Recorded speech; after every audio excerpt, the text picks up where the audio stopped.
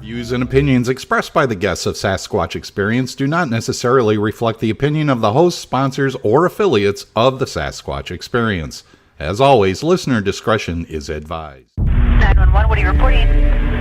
We got someone or something crawling around out here. Did you see what it was? Was it a person or an animal or? I can't tell. All I know is that my central light came on and I just happened to glimpse and see this thing running across the yard. A good-sized man or something looks like a man. I don't know what it was. Back in 2005, we set out with one goal: to give voice to the mystery and those who pursue it. Sasquatch Experience podcast has been your go-to source for serious Bigfoot discussion, where we separate fact from folklore, always grounded in research and respect. We've interviewed eyewitnesses, experts, and skeptics alike, because understanding Bigfoot isn't just about belief, it's about the journey. Nearly 2 decades later, we're still chasing shadows and sharing stories. The search never stopped. Welcome to the Sasquatch Experience.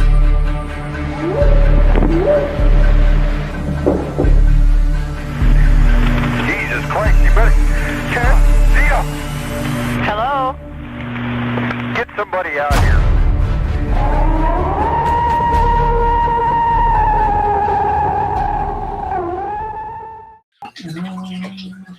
And good evening, everyone. Welcome to the Sasquatch Experience for Monday, February 16th, 2026. It is President's Day, right?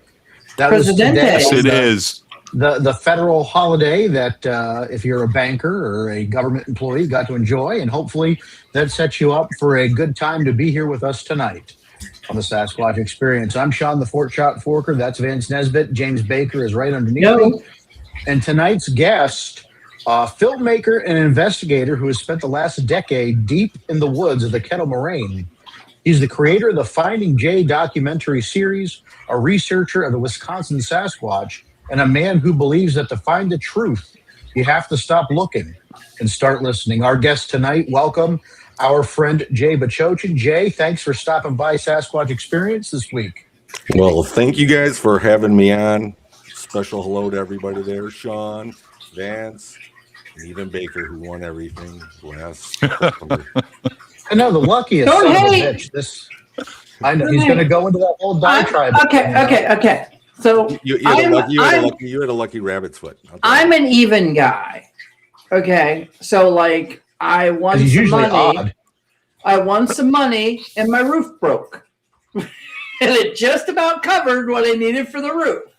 Okay, like it's a personal problem thing. So tonight is not a home improvement show. We are catching up with our buddy Jay. The last time we were all together was at the Pennsylvania Bigfoot camping weekend, which was a great time. Always a great time down at Benner Meadows, raising some money for some good causes and just having fun, being with our friends. These things are really like a family reunion when you get a chance to get to them. It's such a great camaraderie that's shared between the group of researchers. And Jay, it's been years since we've been friends. I mean, we go all the way back to having you on Beyond the Edge Radio. Absolutely. The bio said 10 years, but I think it's been a little longer than that you've been exploring some of these strange and bizarre topics. Yeah, since about 2013. So right, yeah, so about 13 years now, right? Yeah, 13 years now. So over.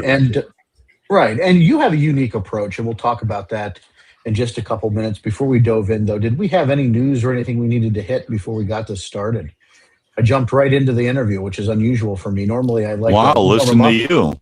Right. Giving some consideration to others. look at that. I know it doesn't happen very often. Jay, listen, I asked for 1 hour a week from these guys, okay? 1 hour every other week. And so, okay, guys. I do my part. You do. So what's on your minds, gentlemen, before we get started and we start grilling Jay, which is a new documentary coming out? Go ahead, James. Yeah, this spring, Lauren Coleman is finishing up his new Bigfoot museum. They have moved. They are updating the building. I know that if you go on to his you go onto his Facebook or the museum's Facebook, they'll give you dates and things like that. Me and Forker are trying to get out there in the fall, but just if you get a chance to go up to see it, we saw it at the old location. It was amazing. So when he's got more square footage, it's going to be that much better. Yeah, we really did have a great time when we went up to Portland. I mean, aside from all the seafood we could eat, even coming from the sky, thank you, Seagulls. We went to the International Cryptozoology Museum in Thompson's Point, and it was nice as we went in there. And I think it was Nate that was working the desk, Nate Breslin, and recognized James and I, and he called Lauren, and Lauren was not even in the building, but got in his vehicle and drove to us and gave us the personal tour of the museum, which was just a great time. And there are things that he pulled out of storage for me to look at that weren't even on display. And we got to take pictures. Yeah, I mean, we've been in this for so long. It was great to spend the time with Lauren and to see the collection, which, like Baker said, I can only imagine how much more this new place is going to be filled up, because he had that old place pretty much packed in. And if you get a chance, folks, get a chance. It's going to be in Bangor, Maine, right, James? It's not in Portland. It's going to move to Bangor. Right. And get a chance to get up there and see it. Bacon and I plan on going at least at some point this year. So it's going to be a great time. We got some great folks in the chat too tonight, man. Already lighting it up. We've got our good friend Scott. Scott, buddy, Hey, how are you? Scott. Good evening to you. Our executive producer, Brian Corbin. Always good to have the boss in the house.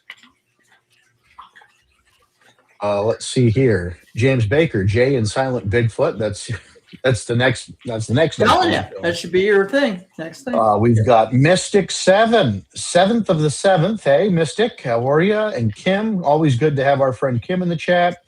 And Ricky Chirby, someone else we got to get in the show when he's done renovating that house. We got to get him on the program. I love following the church. It's the church, yeah. He's renovating into the house. Doing an awesome job. I stay up to date on what you guys are up to. We might not talk every day, but I keep my finger on the pulse. Yeah, well, stuff going that's on. what it's all about. Stay in touch. It is. So now that we've got the Vance, did you have anything? You know what, Jay? It dawned on me today that it was pretty close to 10 years ago that you and myself went out to the Kettle Morraine. Yeah. I was like, no, that was 2 months ago. But the older we get, the further the time span gets. That was almost 10 years ago. I'm like, come on, man. Stop it. 2017 it was. That was insane. But we had an amazing time going out there, and we had some really weird experiences happen to us, and those stick with us. And fortunately for Jay and myself, we were able to sit with Shannon on ITF radio or Into the Fray radio, and we did an interview of all the weird entities that happened to us when we were in the Kettle Morraine. But yeah, they stick to me like this just happened a couple of weeks ago. And I'm sorry, but really? It was that long ago? It doesn't seem like it, but we haven't aged. We haven't aged. I mean, it's awesome. No, not at all. You haven't aged. Not at all. I agree. I've always been like this. That's not true. We know since birth. We understand. I've been. No, I was fatter, but that was it. We've got pictures. Yeah. Anyhow, okay. Getting this kicked off in the right foot, Jay. A question we always ask for folks that may not be familiar with you: how the hell did you get started in all this? It's not everybody becomes a Bigfoot researcher or a paranormal investigator. Some people become great bowlers, some people become athletes. You took the trip and became a weirdo like the rest of us. How did it happen? Yeah. Well, it all began in 1967. No, hey, I'll tell you what though. It all started probably 10 years after that.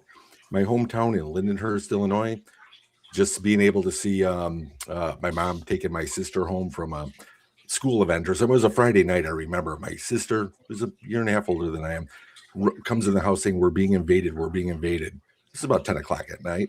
And of course, we all go out there, my other two brothers, and we're watching whatever this thing is in the sky. I would classify as my first UFO sighting. It was low, it was spinning, but the biggest thing was the movement. Is that as soon as it started spinning, it was like hovering, it would blink out and be across the sky instantly. I mean, boom. So, you think of drones of today and that nothing could move that fast. But I think that's really what kind of started it, because my grandfather, who was kind of in the early chapters of MUFON in Chicago, we had a lot to talk about when I was a 10-year-old kid, you know, and I think I've always done that because I was that pasty young kid down in the basement during the summer waiting for Godzilla to battle King Kong in black and white or in color, the Right. feature. So I was always into the not just paranormal but supernatural, and of course, you know, that gets into the 80s. You had the Ghostbusters who didn't want to bust a ghost and wear a proton pack and kind of investigate around. So I've always had that knack of, well, even back then I didn't really call it finding your truth, but I was looking for my own truth and being influenced a lot by movies, television, going into the early 2000s with Taps Ghost Hunters, the only paranormal show that was on at that time, and it just so happened to be at a time where I looked at reality TV of saying, "Is this real?" I mean, it seemed real. I mean, it pulled me in, but I really wanted to know, and that's when we formed our own group in early 2007, Wisconsin Paranormal Investigators. And we got a website going. I mean, it seemed like we were the first ones on the block besides, you know, big. And I know people have been doing that, but we started getting hits of, you know, come in, check out our house, or, you know, we didn't do the plug and place. We did start out in cemeteries, but, you know, we moved into like people's houses or businesses to investigate them.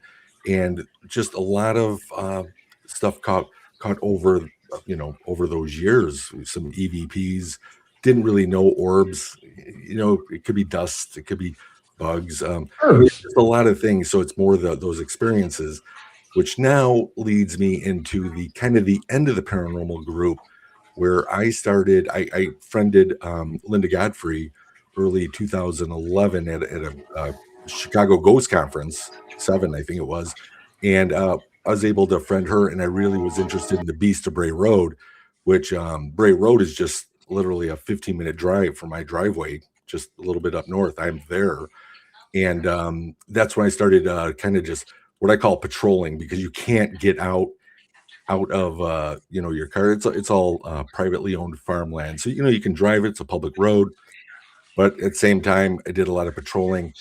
Some of this patrolling led me up to the Kettle Morraine one evening, and I remember who I was with, and it was about 9 o'clock at night, a nice crisp October evening.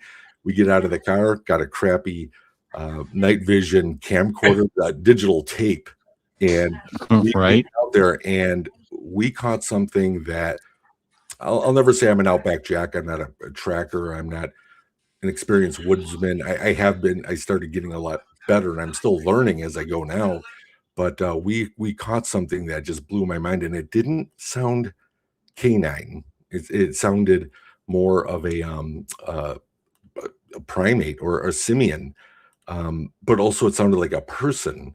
It was kind of a mixture of things, and that, because I'm constantly searching for my truth, that intrigued me. That's what pulled me in to the world of Bigfoot. And this whole time, did I even mention that I even believed in Bigfoot? I've seen the Mysterious Monsters movie in the 70s, and I thought, Patty, come on, that's a guy in a suit walking away. That's how I've been the whole time. Seeing Harry and the Hendersons in the 80s. Again, guy in a suit, just like Chewbacca. You know, so this is just kind of the way I perceived Bigfoot. And everybody was a Bigfoot researcher, getting near finding Bigfoot during that time. And still, where's the evidence? You know, I mean, all right, people are pulling up casts. Whoopie-doo. Where's the body? Where's that evidence that we're looking for? That, after hearing those calls in October of 2013, really pulled me into the woods. So, in the long and short of it, that's how I kind of got into that. No, I mean, I think it's a great overview. You know, you talk about, you know, your grandfather leading an early chapter of MUFON. You know, I kind of got, I don't want to say indoctrinated, but kind of drawn into this by familial connections as well, right? And it was always commonplace. Did you find that growing up? Was that something that was kind of cultivated with you, Jay, that you had this ability and these resources to go to talk about these strange things, or was it still kind of a kept quiet conversation? You know what? I'm sure my brothers and sister and everybody I know just thinks I'm that person. No, I really didn't. I really didn't have that outlet to speak about, except when I was with my grandfather. And I mean, he would share with me everything that he has been investigating since the 50s. So there was that immediate connection with, grandson and, grandfather. And that kind of helped me along. And I guess just throughout my life's journey, I am running into people that share the same passion. I think that I say, think outside the box. Not that we're crazy, but just give it a second, just to Right. understand that. Are we the crazy ones, though? I guess that's the larger question, right? I mean, Yeah, we're crazy. Just leave it at that. I don't know. Lately, all these people that have all these crazy ideas and conspiracy theories, they're starting to check out. how about it, right? Yeah. We've talked about that over the years. These folks that we look at and I know we focus predominantly on Bigfoot, Jay and guys, but when you look at the UAP phenomena, right? UFOs to us, right? Vance, you need to make that shirt. There's still UFOs to me, and Right. we wouldn't be having these Senate hearings and these congressional hearings on these topics 10 years ago, 15 years ago. Right. Finally, Right. some of these things are starting to pop up and become mainstream. And why would we not see that with something such as the Sasquatch? And I think maybe, and this is just a subject of conversation. We could take this as we want, or just a thought I'm having, that we kind of think the concept of an ape running around the forests of North America is silly. Stranger things have happened, I guess, right? I Right. mean, I don't find it that silly, but, Jay, you kind of look at this from all directions. And I think it's one of the things I appreciate you. You keep calling it searching for your truth. And, you look at the Bigfoot mystery with a different lens. Where are you at with Bigfoot, and what led you there? Okay. Well, I mean, I basically started off, and if you see my first documentary, this really gets deep into my search right after I hear those calls and going back. Finding Jay, folks. What's that? Finding Jay, right? Your first documentary? Finding Jay. And again, it was not a narcissistic thing saying, hey, it's my documentary, I'm going to call Finding Jay. I always said, after a couple of years of doing this, I realized that I don't think I will ever find Bigfoot, but I think Bigfoot will find me. Thus, Finding Jay. It could be finding Sean, finding Vance, finding Baker, with all these. But when I first started, Post office. Go ahead. But when I first started approaching this, of course, I'm influenced by other writers, other researchers, that Bigfoot is just a flesh and blood ape running around, well, I guess everywhere in the world, since there's been accounts everywhere. But I really was kind of focusing, instead of hearing all the white noise all around me through the media, through documentaries, through books, you know what? I had to become my own window, me being the observer, instead of just watching about it, hearing about it. Because of course we can get influenced that way. Of course, I never call myself a Bigfooter. I'm not a squatcher. I am a hiker out there, just being an observer. That's what I'm doing, and I'm documenting it as I go. So, will I admit, way in the beginning, did I take stick and knock it against a tree, or give a Bobo howl? Of course I did. But over this time, I started. I think this was kind of the progression of me being kind of one with the woods. Now, it sounds a little bit crazy, but I grew up not a woodsman. I stayed away from ticks and poison ivy. Anything that was in there, I'm staying out of it. Now you can't keep me out of there. I don't care what I'm walking into. I feel like the woods is beckoning me. And that's kind of the key word for me right now, is the woods. So I never say I'm going squatching. I'm saying, hey, I'm going to go hiking in the living woods, because I do believe that I do believe that Bigfoot is flesh and blood. I'm going to set my opinion right off. Is flesh and blood, but I believe has supernatural attributes to it. And the only reason why I can say that is not just my thoughts, thinking outside the box, but seeing what I've seen out there. And I've seen something that in the dead of fall where it's really brown here in Wisconsin, nothing's green, through some standing pines. I look to my right and I see this auburn shape. And it had to have been about 60, 70 yards away, but it looked huge. And it caught my eye. I kind of like a T-Rex movement. Something had to have moved to where I looked that way. The second I looked, I mean, it was solid. And then all of a sudden, it was gone. Almost like if you were going to take a fly swatter to a fly and you think you got him, but you missed him. Whatever it was, moved that fast. But it left like what looked like an auburn blur.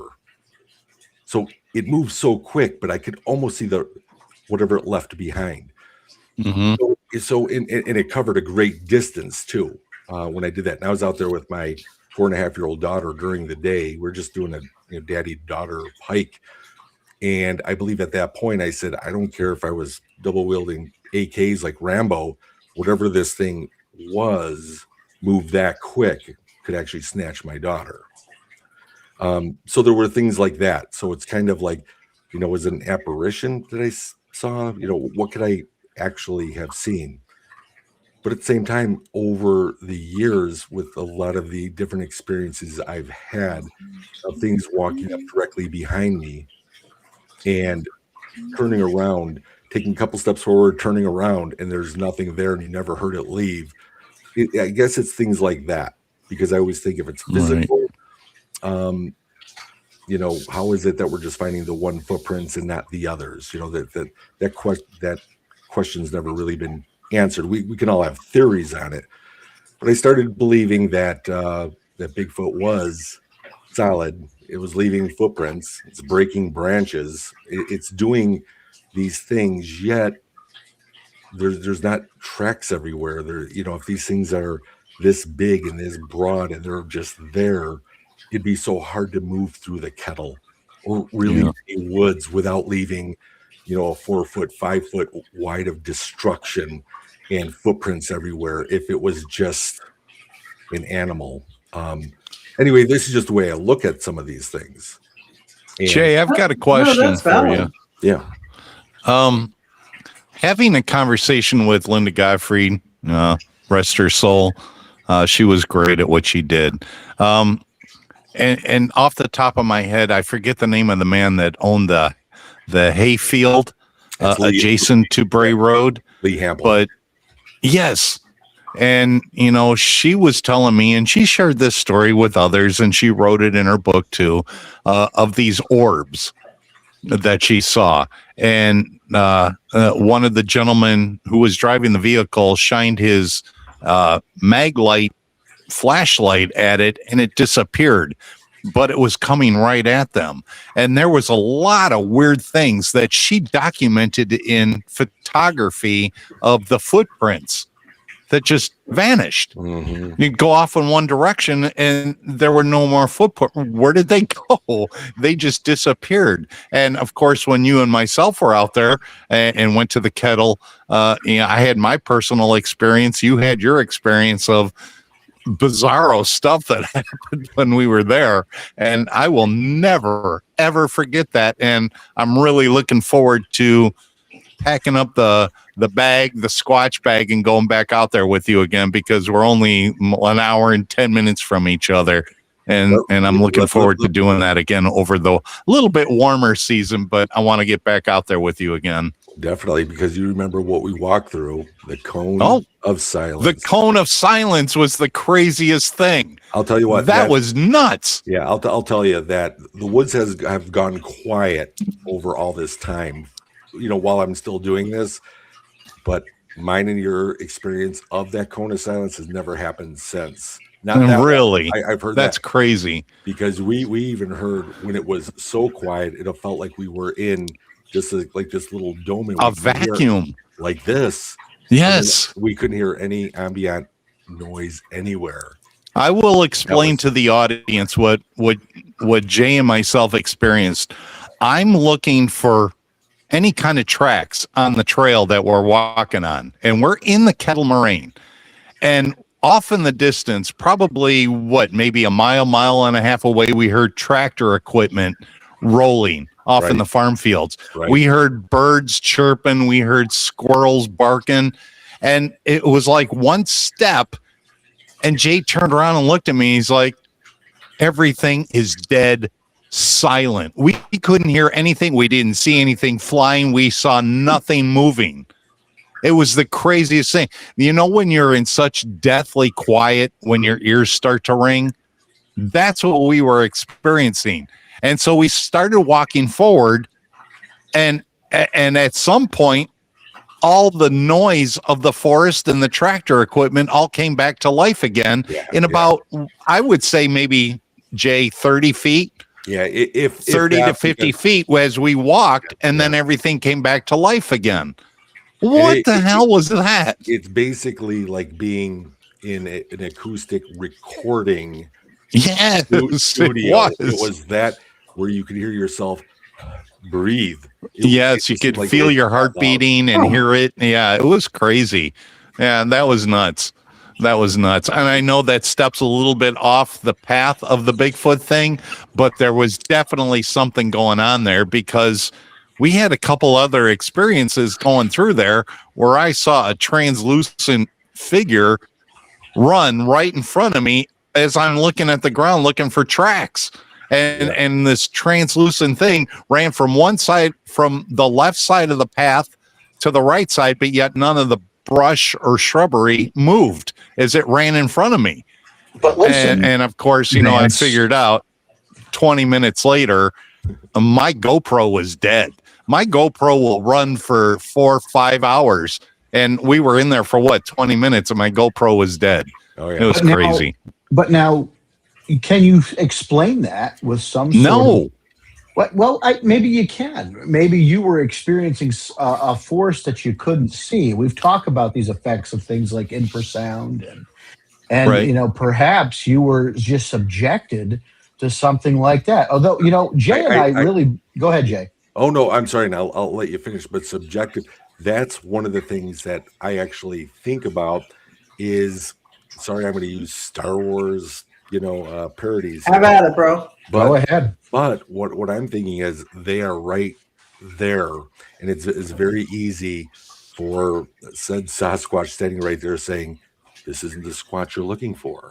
It's I don't want to say Jedi mind tricks, but how is it? I don't think in reality that all the sound events that we couldn't hear just didn't disappear. I think it was affecting us one way or another, and I don't know how. Right? I really feel like we were infected in this bubble of science. Yeah, I would agree. There's some trippy shit that happens to people out in the woods, man. And I'm a flesh and blood guy. I think we all know that, but that doesn't mean that these abilities can't come from something that's flesh and blood. Right? But that's what I'm saying. I think that's always been my debate, and I'm sorry about that. When it comes to saying stop with the woo, stop with. And people thinking that it's just like this magical, friendly giant floating around out in the woods or whatnot. Me personally, I believe Sasquatch is 100% flesh and blood. But Sean, you hit it. Why couldn't they have a different ability of just being in their environment? And I don't understand why. And it's hard for me because I guess I believe that, but it's hard for me for people not to, I don't want to say open up, but just think outside the box a little bit. Right. I don't know if it's woo. I'd like to call it what if, right? It's not so much woo, but what if. We don't know. I'll bring that up in the news segment.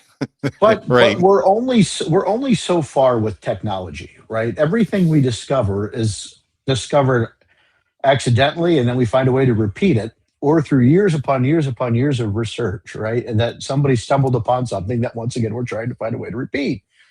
We haven't been able to find this thing yet to be able to even start those studies. So to say it can't be just because something else doesn't have that ability doesn't make it woo. Again, and to me, it makes it what if. This thing leaves footprints. Yeah. This thing leaves piles of shit. This thing leaves biological remains. Yes, it does. But we haven't Sean, I would bring up to you when Jay and myself went there, The second Jay parked the vehicle in this maintenance little parking area, which is really small, we got out of the vehicle and we smelled this horrible stench. And I mean, it was awful. It just smelled like shit, meat, death, whatever you want to cat it just smelled awful. And I don't know if you remember, Jay, but maybe within 25 to 30 seconds of us smelling this stench, we heard something hit the ground that to me sounded like a really heavy bag of, concrete mix hitting the ground, like it fell out of a tree. And yet pause. Jay and myself walked over there and saw nothing. Let's pause there, though, Vance, because we're at time for the break. And then when we come back from the break, we'll pick up where you left off. Cement hitting the ground, wet meat, shit, and all other good stuff when we come back to the Sasquatch Experience. Sean Porter, James Baker, Vance Nesbitt, and our guest tonight, Jay Bachochin.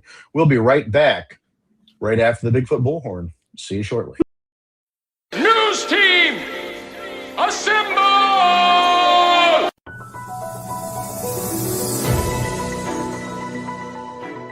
There's no such thing as Antifa, right? I thought it was an idea. It was an idea, like in a fable, like in a book, like in a kid's story, like in a Charlie Brown encyclopedia. It's just an idea. It's an idea, like unicorns, like Bigfoot. Although, who knows? I'm up in the air of Bigfoot. Ah, yes. That was the recent former deputy director of the FBI, Dan Bongino, last week after he's returned from the FBI. But I found it as a really interesting sound clip just because of the fact that before he went to the FBI, I know of one occasion where he used Bigfoot as a fallacy or a fairy tale creature. Now we have a difference of opinion.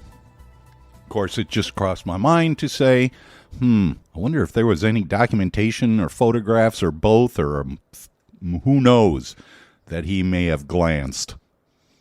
Interesting, isn't it? Want to hear it again? There's no such thing as Antifa, right? I thought it was an idea. It was an idea, like in a fable, like in a book, like in a kid's story, like in a Charlie Brown encyclopedia. It's just an idea. It's an idea, like unicorns, like Bigfoot. Although, who knows? I'm up in the air of Bigfoot.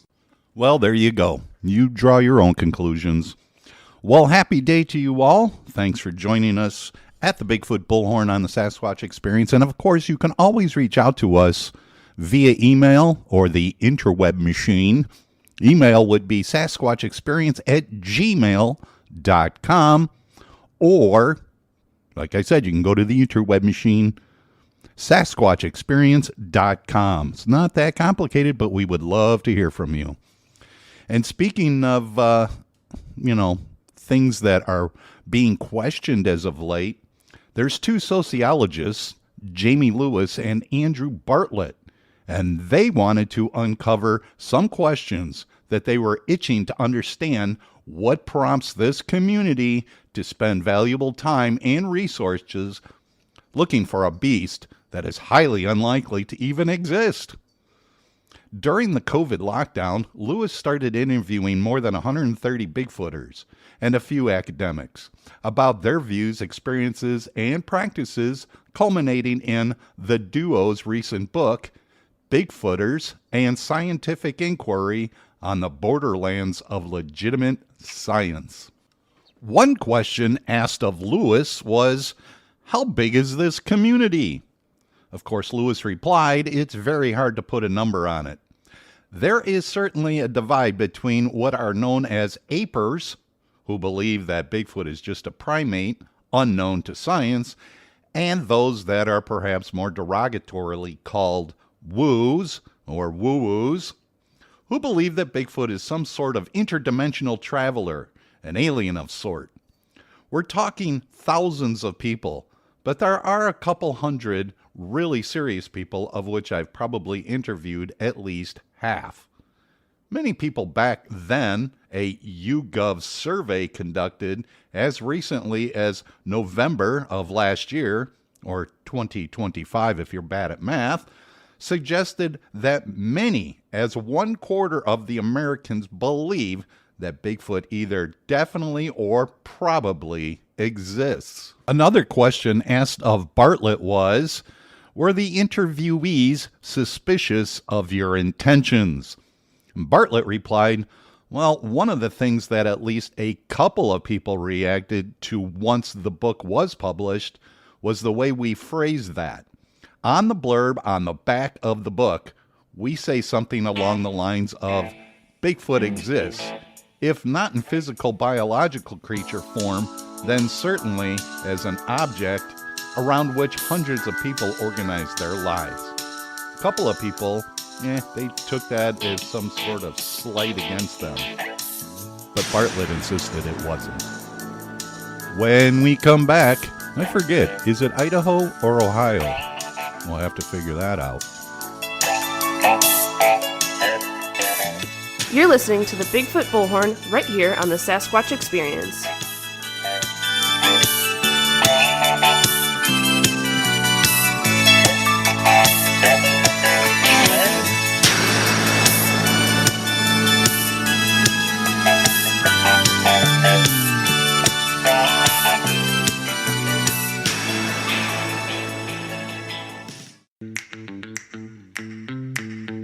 Has anybody ever told you, hey, nice knockers?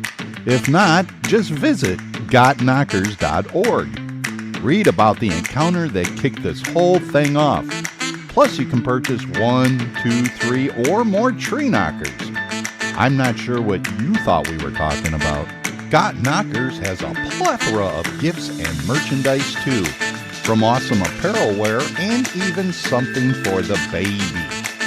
Fine jewelry and sauces to please anyone's taste buds. Stop on by and give a hello to Gwendolyn and Michael Purcell. Now that you know where to get some great knockers, they make fun gifts or accessories for the Squatch bag. Just visit gotknockers.org. Again, gotknockers.org.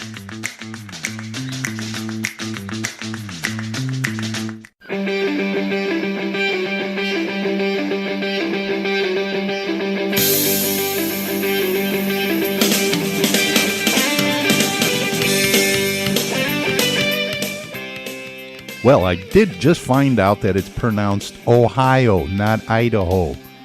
But on May 2nd of this year, which is 2026 for you trying to follow along, it's the Ohio Bigfoot Conference at Salt Fork State Park Lodge and Conference Center in Cambridge, Ohio. There's gonna be 5 speakers, including Cliff Barrickman from Finding Bigfoot and Alexander Petikoff from Small Town Monsters. Also, on May 9th of 2026, it's Wisconsin Cryptid Anomalies and Paranormal Convention, otherwise known as CapCon. Again, it's on May 9th, 2026, and it's be held in Fond du Lac, Wisconsin. Thanks again for listening to this edition of the Bigfoot Bullhorn right here on Anomalous Entertainment's Sasquatch Experience. And as always, until we meet again, keep your toes in the mud.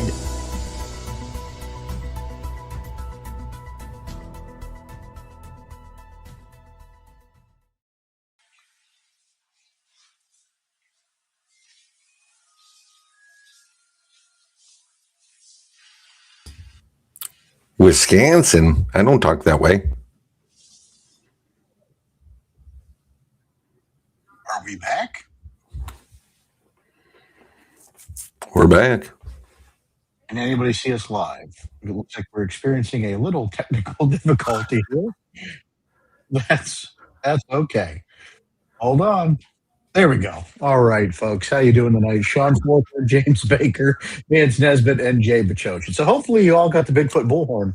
Vance, thank you for that great upload tonight. We really appreciate it.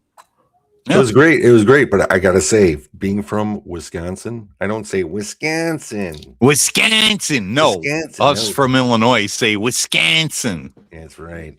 But from here, we just call You're it a Bears fan, though, right, Jay? die-hard Bears fan. There you go. That's all that matters. I'm good with that. I'm right on the border. Border wars. Yeah, I get you. Got this little rivalry right here with our That's not a Midwestern rivalry. veteran. Jay and I are locked armed in that whole thing. No, we're good. We're good. We're good. Now, Really before good. we went to the break, guys, we were talking about some strange shit. So let's pick up where we left off there, Vance. Yeah, besides the walking through the cone of silence and hearing something fall from what I would have assumed was a tree after we smelled some serious stench, and this goes back prior to a lot of the reports of the awful smell that people have reported having a Sasquatch experience of the bad smell. And as soon as Jay and myself got out of the car, Jay says to me, "Holy, what?" And we're looking at each other going, "What is that awful smell?" And it was crazy. But we heard a very heavy thing or something that sounded like it either jumped out of a tree or fell out of a tree or from a higher altitude. And we walked over in that general direction. We saw nothing. We saw absolutely nothing. But, after our cone of silence experience, we did hear some rock clacks off in the distance. And, we were like, what is that? It sounded like, two larger rocks being clapped together. I'm not going to say what it was because Jay and myself didn't see anything. But for the things that happened in that experience in the Kettle Morraine, it was really interesting. Here's one thing about Kettle Morraine, for those that have never been there. It's very level land.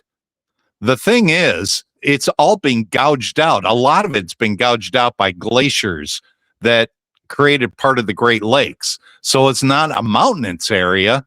It's flat land, but you have these really deep ravines that go down. Some of them, Jay, go down, 40 stories? Yeah, just completely gouged out. You fall off a ravine, you're dead. Oh, yeah. You're going down, you're dead. But a lot of these ravines have small creeks that just keep draining out so that they don't fill into lakes like the Great Lakes do. There's no upper shore for water that has nowhere to go. So they drain out and it leaves these deep ravines. And I'm telling you, that area is just a perfect area for all sorts of weird things to be able to hide or just stay out of human sight, easily stay out of human sight. And, I have friends that go snowmobiling in the wintertime up in the Kettle Morraine. You make a wrong turn and that's pretty much the end of your life. You're just tumbling down these deep gouged out ravines. And it's pretty crazy. It's an amazing place to go. I would invite anybody that ever has any interest to do even if you just want to look for wildlife in the area, that's a great place to go. It is. And just think about this, Vance, the little bit area that we covered, if you wanted to take a pin and just poke it right into a map, an aerial map like that, that's all we covered. I know. It's definitely not the Pacific Northwest. It's not, it's not Pennsylvania. It's not the Chestnut Ridge. It's not the East Coast. It's not, you look at these other places that are just immense. And then you look at the Kettle Morraine and it's like, the Kettle Morraine you can get so lost. There's been people easily that got lost. Yes. Out there. It is easily. Yes. Just intense. And I just want to add, Vance, that area that you and I walked, I have actually casted my first print almost where you saw the thing jet across the path, right? The same exact area, because I remember that going, oh, that's the van spot. That's what I call it, the van spot.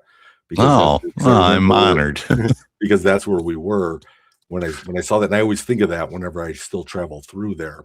But over this is in my third documentary, to where I've actually seen the distortion. I like to call it the predator, but not quite the head, shoulders, and everything. It looked more like if Harry Potter or Frodo threw their invisible cloaks over themselves. It kind of had a Pac-Man, a ghost of Pac-Man shape to it, but it was standing right next to a tree when my daughter was seeing something beyond me, saying, "Do you see it?" She's looking at something beyond the path in the tree line, and I'm standing over her shoulder and I'm looking. She goes, "It's right there. Do you see it? It's by the tree." And I'm looking at a billion trees, and I'm like, Right. I don't see it. I said, don't blink, just here. I'm handing her the phone to record it. But my eye was brought up a little bit closer, 40 yards from us. And right from where the path and the tree line starts, all of a sudden I see this distortion move. As soon as I like locked eyes with it, it seemed like it just moved behind the tree that it was by. And the reason why I said it moved behind the tree is because you could tell the distortion of all plant life or anything in front of it, or when I was looking. So when it went behind the tree didn't look distorted. So I thought it went behind the tree. But the really cool validation of this is my 35-year-old nephew. When my daughter was trying to look this way, he kind of flanked off to the left about 40 yards and just kind of even with us a little bit, but he kind of was flanking around that end. And when I was telling my daughter, he was out of earshot. And by the time I walked down to the tree, he met us there, and he is even keel. He goes, Jay, if I'm coming out here, I want to see a Bigfoot.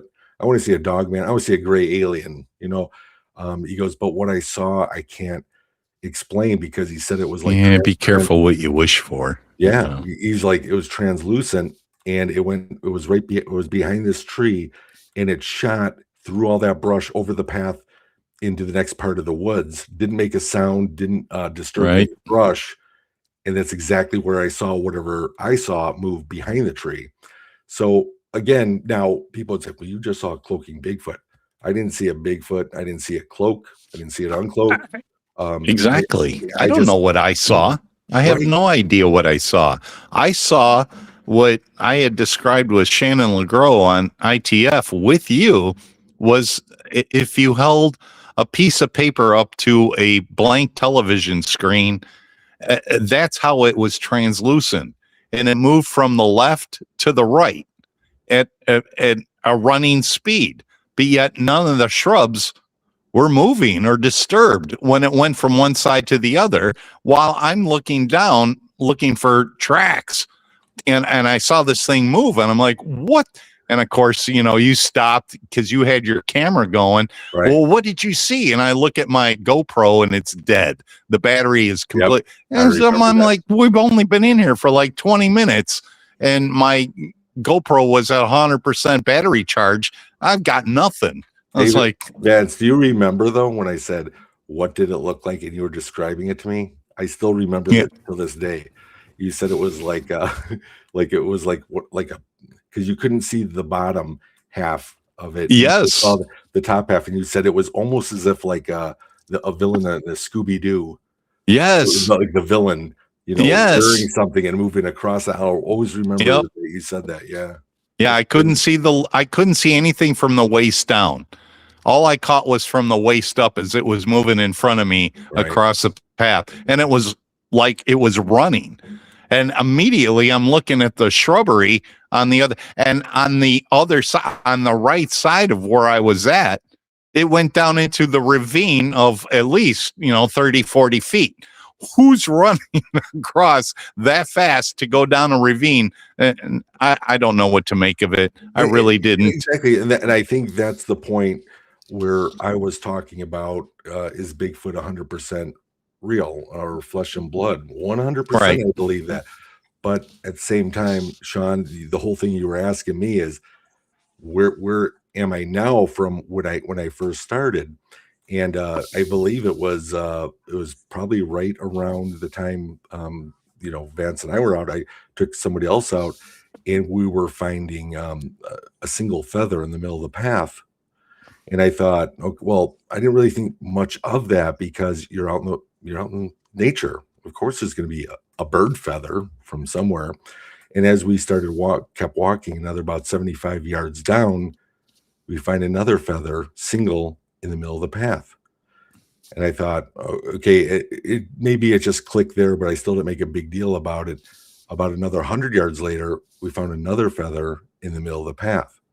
And I think at that point, that triggered me into saying, I'm thinking, okay, Bigfoot's out here, Bigfoot's leaving me feathers. And then I'm thinking, no, that's ridiculous. That's absolutely ridiculous. However, there's a lot of native culture here in the state of Wisconsin that I thought immediately I'm thinking headdress, that they Right. wear. And I wanted to look into it a little bit more of the native side. Actually, part 3 really kind of dives into that, because I really do believe that the woods, and I'm going to call them the living woods, and I don't just mean trees, fox, deer, whatever. I'm saying it's alive. I even think spiritually, and I guess it all depends on how you want to approach it that way. Because again, saying that you believe in Bigfoot already, you're already getting shunned by people going, "Is there unicorns too?"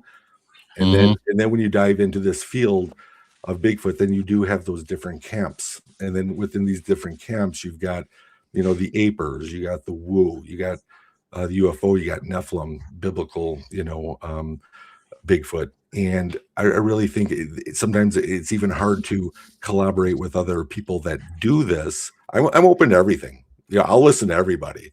When they sit there and they pound on their desk saying it is just a flesh and blood 8 people, stop with all this other stuff. We don't know. We don't know. We experienced it. And is there a correlation with, could you have seen Vance, a Bigfoot running so fast that it was translucent? It's unheard of. But is it possible? We don't know. But that's why when I go out there and I'm becoming the window, my own observer, I am going to document what I see, what I feel. If other people don't like that and it doesn't work with their paradigm in this subject, that's, you just got to have to move on from it, or at least be able to talk to other people that are willing to listen. Well, I wanted to bring up a quick point though, Jay, which I noticed that when you and myself went out there, and ever since you've been going out there, you make your announcement to the woods who you are and that you mean no harm. You're just there to observe. Right. And you'll move through that area and you'll say your piece as you move through the area. And I'm very comfortable with that.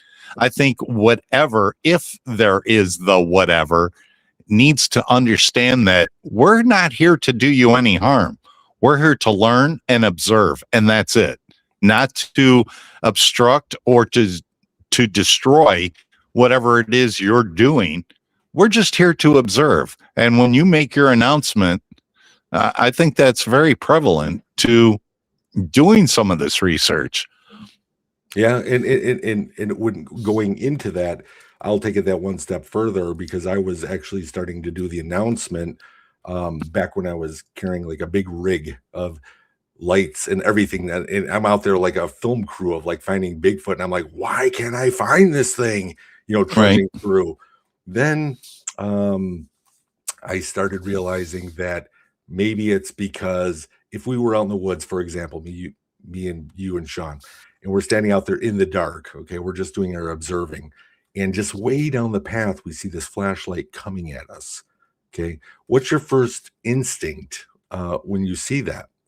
And honestly, I think one of the answers, what a lot of people are saying, all right, let's turn, let's go the other way, let's get away from the flashlights, or let's step off the path. And then that's a lot of the answers I get. And then I'll say, okay, why do you feel that way? Is because you don't know the intentions behind that flashlight coming at you. So therefore, when I was coming in there, I was taking not trying to walk in with flashlights, not trying to be an aggressive step. I was basically going in there to be non-aggressive. That's when I started doing my hand signals, and being able to let the woods know, hey, it's me, and me. Hey, here's Vance. He's with me today. Cool guy. Let us go through. And that was actually back then. But after talking to a Native American elder, Skip, God rest his soul, that he died in 2023, I had only an hour and a half conversation with this man, and I was actually asking to see if he would do an interview with me for my third documentary. And at that point, he wasn't able to, but that hour and a half conversation changed my life because of the way he approached it. I'm asking him, what are these feathers? Okay, I'd like to know, what are these feathers? Right. Are they any relation? And he said, Jay, that's for you to find out. Right. And I'm like, that's not the answer I'm looking for, Skip. I'm sorry. You know, I want to know the answers. Yeah, right. And Right. he's like, Jay, there is more to the woods than just Sasquatch. Sasquatch does exist, but there's so much more. And I couldn't even dive into right now the amount of information that he gave me. But at that point, he said, Jay, just do me this. The next time you're out there, take tobacco with your left hand and say the Native American word would be miigwech, which is thank you. And it's kind of an offering, and then you just sprinkle the tobacco. Right. And I'm like, okay, well, I haven't been doing this in all these years. And he goes, that's because, Jay, this is your sunrise. And I didn't know what he's talking about. I don't speak that lingo. But whatever that did really opened me up more to the woods and the way to approach it. You know, am I taking a flute, dancing around a tree right now? No. However, I do have a really precious tree that's out there that seems to be the oldest oak ever that I named grandfather. And I named that grandfather a long time ago because I always said, if these branches could talk, I wonder what it could tell me over the past 3 years. Right. It's that big. Right. But it was just my approach to not only announcing, but having that respect going into the woods. So sorry, I didn't mean to babble. No, don't apologize. You know, This listen, is the that, perspective we need to take. Yeah, it's just my way of approaching. Like you said, Vance, that I always, and I do this to this very day. I'll put my hands up and I will announce myself. And you're wondering why I put my hands up. It's not a hands up. It could be more of a submission. And it's more of saying, hey, look, I have nothing in my hands. That's what started it. I would do Right. that. I would say, there's nothing in these hands. And then I would do that, and I would kind of turn, and then I would wave to the woods. And I'd always hear like a raccoon or a possum giggle when I do that, you know. But I still do Right. that. I still do that to this very day. What started out as a joke, not a joke, but just kind of something funny, is now kind of my It's a repetition. it's a repetition. So I say it's kind of my calling card when I go in there. Is Right. anything seeing that? I don't know. I'm thinking doing this for almost 13 years, and I still have my head on, and you know, I'm living to tell the tale on some of the things that I've observed out there. I feel somewhat protected. I'm not stupid going out there. I don't bring a firearm, but I do bring my Rambo Cold Steel, some bear spray, because I'm not out there to try to hurt anything. At the same time, people say, well, that's still dumb, Jay. It's an unsafe thing. I always thought that, hey, you know what? If these Sasquatch people are hypersensitive, like a dog could sense your fear, I believe the hypersensitivity could also sense your confidence. This guy's too confident. This human's too confident walking out here in the dark. What does he have on him that's going to protect him? And I'm not trying to ward anything. Good point. Yeah, I'm trying to bring him in. Right. You know, the best I can. That's a good point. Well, gents, we've blown through that hour. What? And, yeah, we've blown through that hour. An incredible time. We've had lots of great insight, Jay. Thanks for sharing it. Jay, we've talked a little bit about your documentaries. Tell folks where they can find them, where they can pick up some copies. Yeah, absolutely. I actually have 3 documentaries and 1 special edition, all being streamed on Paraflix. It's just like Netflix, but it's all paranormal. It's everything, Bigfoot, UFO, Dogman, you name it. It's on there. It's a great app. You can watch all of them on their streaming. And if you need to go to my website, jbachochin.com, I do have Blu-ray copies of all my films. Be happy to ship them out to you. You can go right to my website, order them, boom, then you have them. As long as people see it. You don't make millions of dollars doing this at all. And that's What do you mean? never my Nobody intention does. of fame or fortune. It's not about Yeah. that. You know what? It's about the truth. It's about encouraging people, saying, you know what, there's 8 billion people in the world, and everyone has their own truth. So Right. get out there, discover for yourself, and find your truth. And that's what I try to do, is help motivate those people to get up, go out, be the window, find it yourself.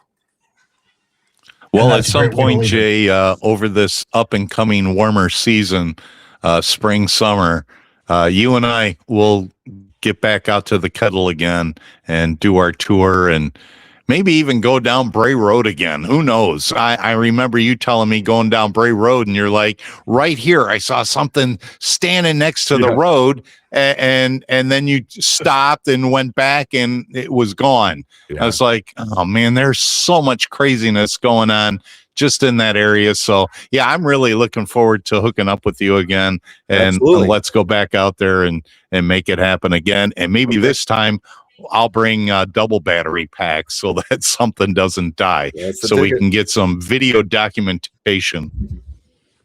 You never know, Vance. You never know. I don't know if that'll make a difference or not, but you're welcome to try. Folks, No, I want to try. Absolutely. folks, Thanks, once Jay. again, you've been listening to the Sasquatch Experience. Sean Forker, James Baker, Vance Nesbitt, and tonight's guest, Jay Bachochin. If Henry was here, he'd tell you to you all be good or be good at Or it. be good at He's it. awesome. Yeah. That's right. And until next time, folks, keep on squatching. We'll see you next time. You've been listening to the Sasquatch Experience. Please rate and review wherever this podcast is consumed. For more information, please go to our website, sasquatchexperience.com.